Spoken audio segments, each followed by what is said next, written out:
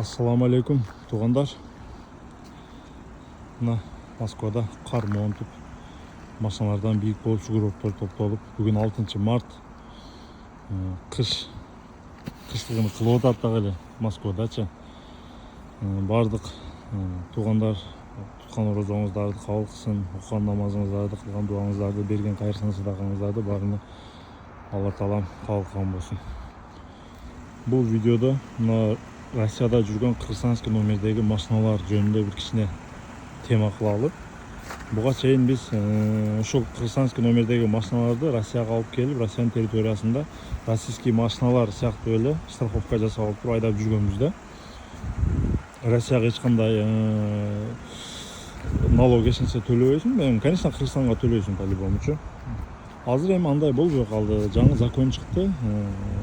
Россияниндер Кыргызстанский номердегі машиналарды айдай албайт. Таможен союздун члени болгону менен по-любому айдай албайт. Мен бул тема жөнүндө азыр машинага отуруп кенен түшүндүрүп берейин. Эмне болуп атат, кандай болуп атат.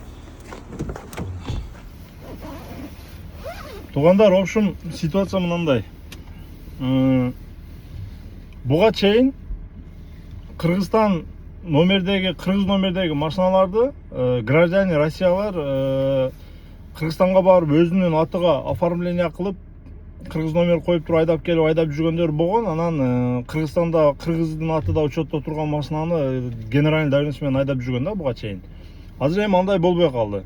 Если россиянин болсо, российский номер коюп айдаш керек болуп калды да.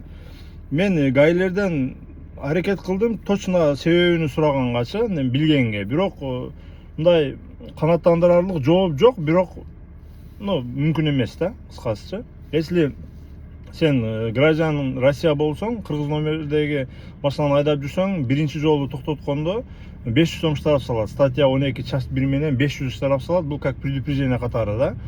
А уже экинчи жолу тоскондо уже 5000 штраф же 3 айга же 2 айга ушундай лишение прав экен. Анан мен сурадым да, аракет кылып, мындай себебин билгенге аракет кылып айттым. Биз мисалы член таможенный союз болсок деп айтсам, мындай четко неме жок да, баягы ответ жок. Бирок мүмкүн эмес. Бир гай айтты. Ошол бул машина за границадан территория таможенный союзга киргенде декларацияда ошол айдап жүргөн адам жазылган болуш керек дейт. Если андай боло турган болсо, декларацияга россиянин барып туруп өзүнү алып кирген болсо, ал уже автоматически российский номер болуп калат да. Анан кыргыз алып кирип туруп, Кыргызстанга кыргыз номер коюп туруп, дальше генеральный доверенность берип койсо, уже болбой калды. Андайчы.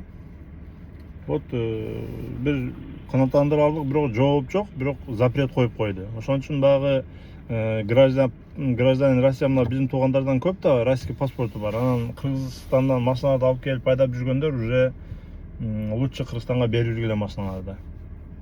Вот ошол. Кыскача маалымат ушу российский, кыргызстанский номердеги машиналар жөнүндө. Россияда азыр ушундай ситуация болуп атат. Мындай четко бир жооп берген адам жок. Бирок если билгендер болсо, бир айтып койгула, бир комментарийга болсо да жазып койгулачы. Мен лично өтө аракет кылдым. 2-3 жерде гаилерге токтодум. Өзүм жашаган жерде, жакын жерде гай бар эле. Ошол кирип туруп сураганга аракет кылдым. Бирок мындай четко мына үчүн мындай статья же мындай деп туруп бир жооп ала албадым, сөзүн кыскасычы. Ушундай туугандар.